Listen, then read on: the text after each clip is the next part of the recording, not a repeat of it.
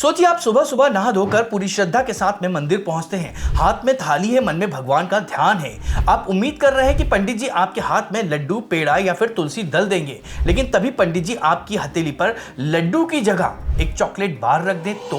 या कल्पना कीजिए कि भगवान के सामने भोग नहीं, चाइनीज नूडल चॉपसी की प्लेट रखी हुई है। झटका लगा ना, लेकिन यह कोई सपना नहीं है, यह आज के भारत की सच्चाई है। हमारे देश में ऐसे मंदिर हैं जहां भगवान को बर्गर चढ़ाया जा रहा है, जहां नूडल्स का भोग लगता है और जहां चूहों का झूठा खाना ही सबसे बड़ा आशीर्वाद माना जाता है। आज हम भारत के उन मंदिरों के दरवाजे खोलेंगे जहां प्रसाद की परिभाषा ही बदल गई है, लेकिन सवाल यह है कि क्या यह सिर्फ अनोखा है या फिर हम भाव के नाम पर अनजाने में कुछ बहुत गलत कर रहे हैं। भारत की विविधता सिर्फ भाषा और पहनावे में नहीं होती है, बल्कि भगवान की थाली में भी दिखती है। सबसे पहले चलते हैं कोलकाता के टंगरा क्षेत्र में। यहाँ चाइनीज काली मंदिर है। सुनने में अजीब लगता है ना?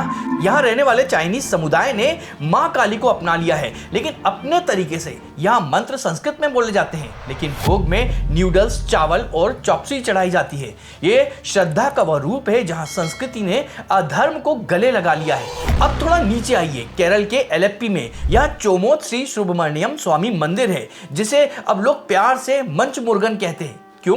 क्योंकि यहाँ भगवान मुर्गन को बचपन के रूप में पूजा जाता है और माना जाता है कि आजकल के बच्चों को लड्डू नहीं चॉकलेट पसंद है। तो बस भक्तों ने भगवान का डाइट प्लान ही बदल दिया है। यहाँ नेस्ले मंच के ढेर लग जाते हैं। लोग अपने वजन के बराबर चॉकलेट को तोल कर चढ़ाते हैं। और अगर आपको लगता है कि ये सीमा है तो चेन्नई के जया दुर्गा पीठम चलिए। यहाँ के संस्थापक एक ऑन्कोलॉजिस्ट मतलब कैंसर के डॉक्टर हैं। उनका मानना है कि तेल घी वाला प्रसाद अस्वस्थ है, मतलब अनहेल्दी है। इसलिए यहाँ भगवान को certified hygiene burger, sandwich, brownie और सलाद चढ़ाए जाते हैं, जो कि FSSAI मानकों वाले प्रसाद होते हैं। और उज्जैन के काल भैरव को तो हम भूल ही नहीं सकते हैं, जहां सदियों से भगवान साक्षात मदिरा मतलब अल्कोहल ग्रहण करते हैं। यह कोई नया ट्रेंड नहीं है, यह प्राचीन तंत्र है।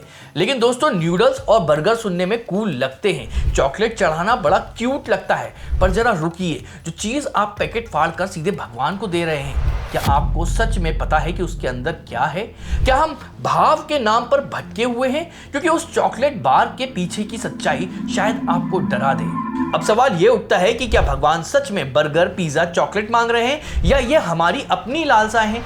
इसे कहते हैं एंथ्रोपोमॉर्फिज्म, यानी भगवान को इंसान की तरह देखना। हम सोचते हैं कि अगर मुझे पिज्जा पसंद है तो मेरे प्यारे कृष्ण को भी पसंद आएगा। केरल में मंच मुर्गन का उदाहरण लीजिए। तर्क यह दिया जाता है कि मुर्गन बाल रूप मतलब बच्चे हैं। पुराने जमाने में बच्चों को गुड़ पसंद था तो गुड़ चढ़ाते थे।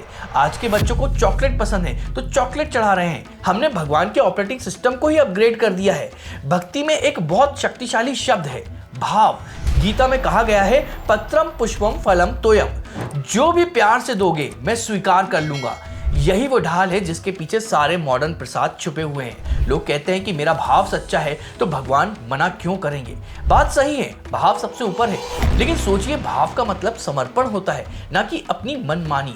जब कोलकाता के चाइनीज लोग नूडल चलाते हैं तो ये अपनी पहचान और अपनी संस्कृति को जोड़े रखे हुए हैं, वह समझ में आता है। लेकिन जब हम बाजार से खरीदा हुआ प्रोसेस्ड फूड चढ़ाते हैं तो वो संस्कृति नहीं है, वो उपभोक्तावाद है, वह भक्ति नहीं है, वो मार्केटिंग है जो मंदिर के गर्भगृह तक भी पहुंच गई है। क्या हमने कभी सोचा है कि हमारी इस मॉडर्न भक्ति में हम आलस को बढ़ावा दे रहे हैं? घर पर हलवा बनाने में मेहनत लगती है, समय लगता है। दुकान से चॉकलेट का पैकेट खरीदना सिर्फ 10 रुपए में और 10 सेकंड का काम होता है।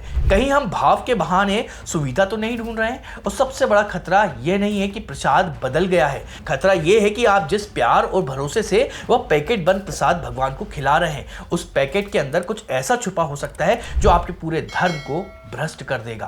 अपने बाजार से एक चॉकलेट बार खरीदा, उस पर एक ग्रीन डॉट मतलब हरा निशान बना है। आपने सोचा कि बस ग्रीन डॉट है मतलब शुद्ध शाकाहारी है, भगवान के लिए एकदम सही है। रुकिए, यहीं पर आप सबसे बड़ी गलती कर रहे हैं। यह ग्रीन डॉट FSSAI का एक कानूनी मानक है, यह कोई धार्मिक सर्टिफिकेट नहीं है। इसका मतलब सिर्फ इतना है कि इसमें प्रत्यक्ष मांस नहीं है, लेकिन इसका मतलब यह बिल्कुल नहीं है कि यह सात्विक है।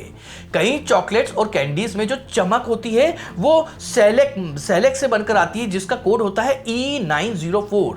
और सेलेक क्या है? यह लाख के कीड़ों का स्राव होता है। कई जेली आधारित टॉफी टॉफियां जो हम बाल गोपाल को बड़े प्यार से खिलाते हैं उनमें जेलेटिन होता है। इसे E441 कहते हैं और जेलेटिन जानवरों की हड्डियों और त्वचा को उबाल कर बनाया जाता था और शायद आज भी कहीं कहीं इसको इसी तरह से बनाया जाता है।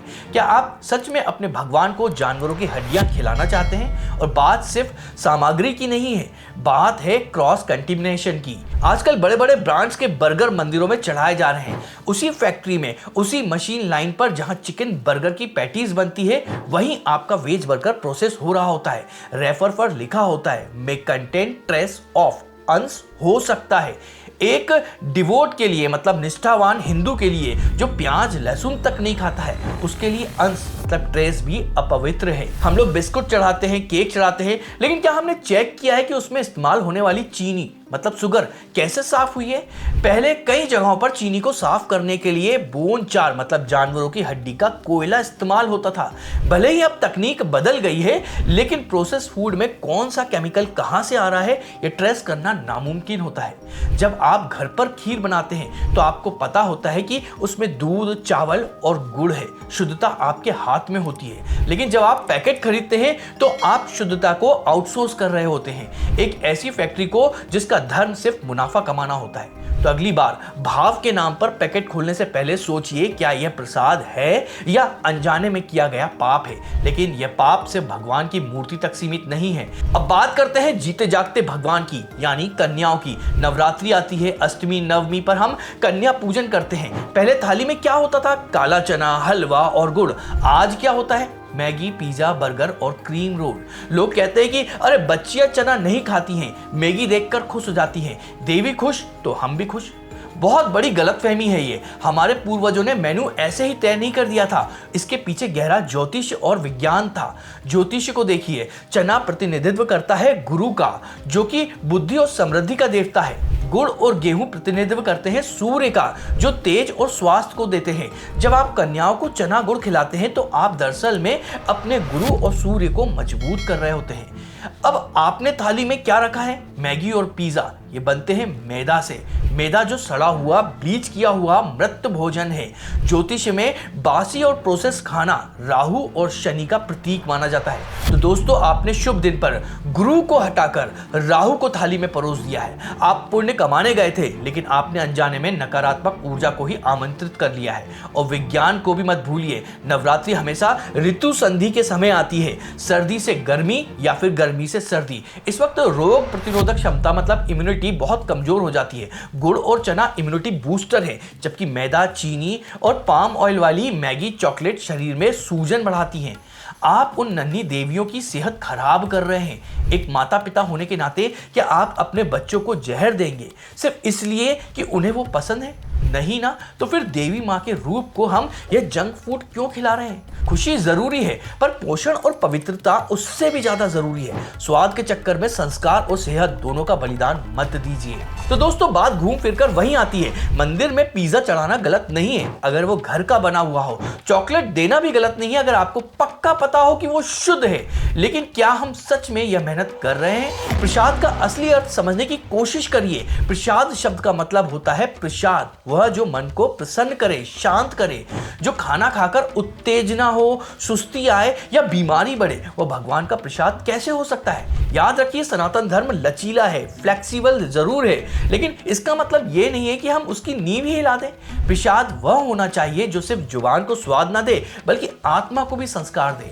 आपका क्या मानना है? क्या आप अगले मंदिर दर्शन पर वही पैकेट उठाएंगे या फिर कुछ अलग करेंगे? अपने विचार कमेंट में जरूर बताइएगा।